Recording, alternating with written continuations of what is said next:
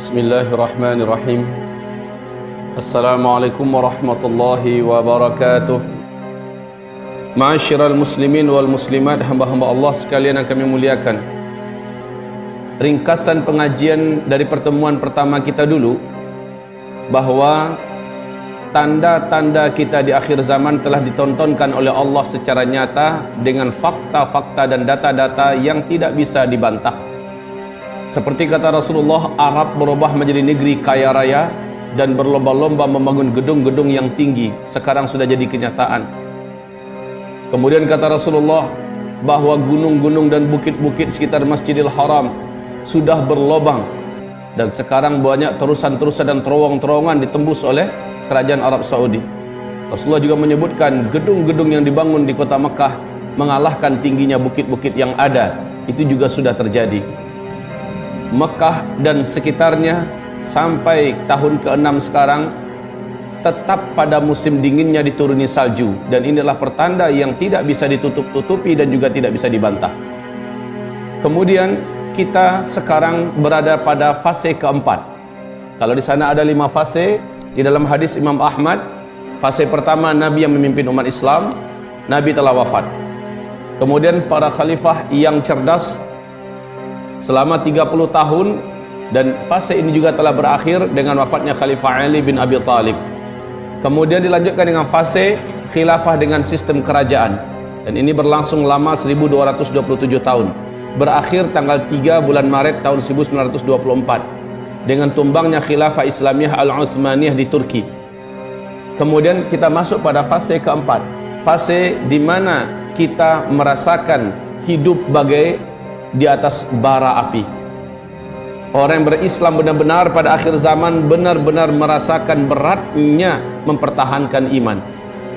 Kaum muslimin jadi pecundang, negeri-negeri Islam dirampok, harta kekayaannya dirampas, kehormatannya diinjak-injak, dan bahkan nyawa pun tidak berharga. Pada masa fase keempat, manusia berpesta pora dengan demokrasi, dan Nabi menyebutkan itu dengan jelas. Kemudian manusia juga berbangga-bangga dengan kekufuran dan kemunafikan. Pada fase keempat ini, 4 tanda besar kiamat akan terjadi: Dukhan, Dajjal, Nabi Isa, dan Ya'juj Ma'juj.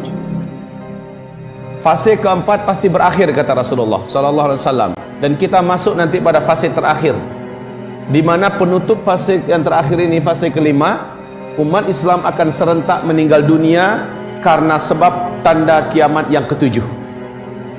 Tanda besar kiamat yang ketujuh. Setelah tanda besar kiamat yang kelima, matahari terbit dari sebelah barat, lalu pintu taubat ditutup selama-lamanya, syahadat sudah tidak diterima. Kemudian esok harinya di waktu duha, dalam Al-Quran surat Al-An'am, Allah menyebutkan keluarlah binatang raksasa dari dalam perut bumi yang disebut oleh Allah dalam Al-Quran Dabbatul Ardi. 3 kali kemunculannya. Kemunculan yang terakhir adalah di kota Mekah langsung. Kemudian dia menghilang kembali, dan manusia setelah itu diwafatkan serentak yang beriman saja. Seluruh umat Nabi, seluruh orang Islam diwafatkan serentak oleh Allah Subhanahu wa ta'ala. Kemudian kaum muslimin, berarti berakhirlah orang Islam di bumi. Yang tersisa hidup hanyalah orang kafir saja, yang tidak kenal Allah, yang tidak beriman dengan Allah, dan jumlah mereka sudah tidak banyak. Bumi menjadi sepi.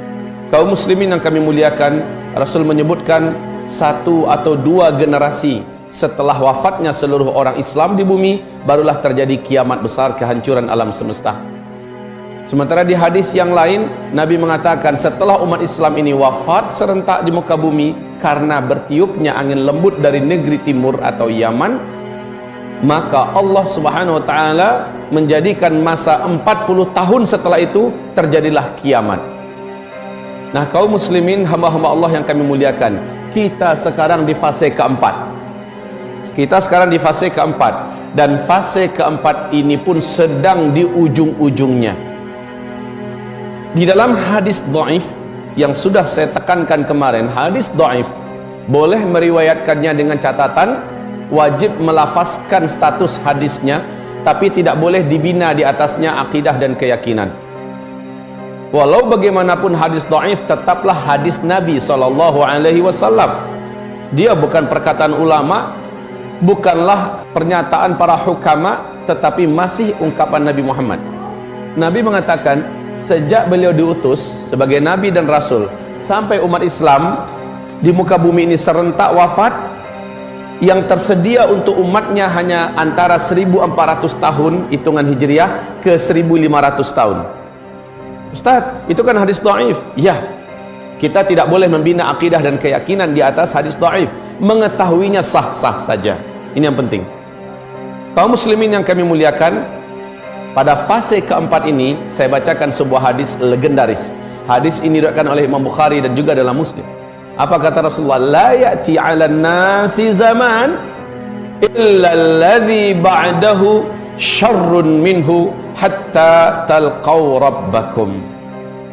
Akan datang nanti suatu zaman, suatu fase, satu masa pada umatku. Inilah masa keempat yang dimaksud. Orang-orang yang hidup pada masa itu akan merasakan beratnya beban hidup, beratnya musibah dan masalah yang mereka pikul, sehingga hari ini terasa lebih berat daripada hari-hari sebelumnya. Hari esok lebih berat lagi daripada hari ini. Makin bertambah waktu, makin bertambah berat tekanan dan beban serta bencana-bencana hidup yang harus dilalui oleh manusia yang ada saat itu. Ini fase keempat. Kita merasakan dengan nyata bagaimana tercabik-cabiknya ukhuwah kita, makin ke ujung makin berat. Bagaimana keadaan ekonomi di berbagai belahan dunia sekarang makin terancam. Bagaimana moral dan akhlak setiap negeri, setiap kota, setiap kampung di seluruh Indonesia, di seluruh dunia semakin carut marut. Bagaimana keadaan politik yang semakin gak karu-karuan, yang zalim makin menang, yang kuat semakin berjaya, yang kaya semakin menjadi-jadi. Kemudian para pemimpin yang bermunculan tidaklah lebih baik daripada pemimpin sebelumnya, dan ini akan terus sampai kapan kata Nabi? Hatta talqaw rabbakum, sampai kamu semua mati berjumpa dengan Allah Rabb kamu. Fase kelima itu penutupan. Fase kelima ini hanya 7-9 tahun paling lama. Walaupun ini bagaikan surga dunia, tapi jumlah kita sudah sedikit manusia yang hidup ketika itu. Pemimpinnya adalah Al-Mahdi, keturunan kandung Nabi Muhammad dari Hasan bin Ali, bukan dari Husain bin Ali seperti yang difatwakan oleh Syiah. Kaum muslimin, fase kelima ini nanti jumlah laki-laki 1 berbanding 50 jumlah wanita. Apa yang terjadi dengan kaum laki-laki? Di fase keempat sangat banyak Allah wafatkan kaum lelaki karena musibah, karena peperangan, pembunuhan, pembantaian dan segala macamnya. Ini terjadi pada fase keempat yang sebentar lagi akan sama-sama kita jalani. Kaum muslimin yang kami muliakan, di fase keempat ini kita diperkenalkan oleh Rasulullah SAW dengan istilah fitnah duhaima. Sampai Dajjal keluar baru berakhir fitnah ini. Fitnah duhaima ini kata Nabi, orang yang selamat dari fitnah duhaima maka dia akan selamat dari bahayanya Dajjal. Tapi yang tidak selamat dari fitnah duhaima maka dia tidak akan pernah selamat dari Dajjal. Artinya kalau dia masih hidup dan Dajjal sudah keluar, maka dia pasti menjadi pengikut dan penyembah Dajjal. Kalau begitu kita wajib mengetahui apa itu fitnah duhaima. Taib, kaum muslimin yang kami muliakan, untuk tanda-tanda Dajjal akan keluar, tidak ada satupun makhluk di bumi ini yang mampu menolak tanda-tanda itu, dan Allah telah perlihatkan dengan kasat mata, kita bisa menontonnya, bisa melihatnya. Kalau perlu silahkan berkunjung ke sana. Tanda-tanda Dajjal akan keluar kata Rasulullah SAW. Air mata sungai Zughar sudah tidak berair lagi, dan sekarang sudah hilang airnya. Danau Tiberias menyusut airnya dari 45 meter saja dari permukaan sampai ke dasar. Dari 2003 sampai 2013 telah menyusut 16 meter. Akhir 2015 dasar yang paling menonjol dari danau sudah mulai kelihatan seperti pulau-pulau kecil di tengah Danau Tiberias hari ini. Kaum muslimin yang kami muliakan, kemudian juga kebun kurma Baisan, perbatasan antara Yordania dengan Palestina. Apabila kebun kurma itu sudah tidak berbuah, maka Dajjal pasti akan keluar kata Rasulullah. Perlu diketahui, sejak 6 tahun belakangan ini kebun kurma Baisan telah merusak, menjadi sedikit buahnya dan rusak. Tetapi 2 tahun terakhir sudah tidak berbuah 100%. Sungai Efrat yang mengalir dari Turki ke Syria, Irak, kemudian ujungnya adalah di Iran. Kata Rasulullah, takkan terjadi kiamat sampai sungai Efrat mengering. Sungai Efrat telah kering total sejak 1,5 tahun ini. tidak lagi berair. Dan ini adalah pertanda kiamat itu akan Allah tontonkan, tapi insya Allah bukan kita orang-orang yang akan menyaksikannya. Alhamdulillah. Hanya masalahnya kita akan menghadapi masa-masa berat di mana Dajjal akan keluar. Astaghfirullah, astaghfirullah, astaghfirullah. Subhanakallahumma wa bihamdika asyhadu an la ilaha illa anta astaghfiruka wa atubu ilaik. Wabillahi taufiq wal hidayah. Wassalamualaikum warahmatullahi wabarakatuh. Do follow us on Facebook Eddie Badruri Expedisi and Instagram Uncle Eddie Expedisi.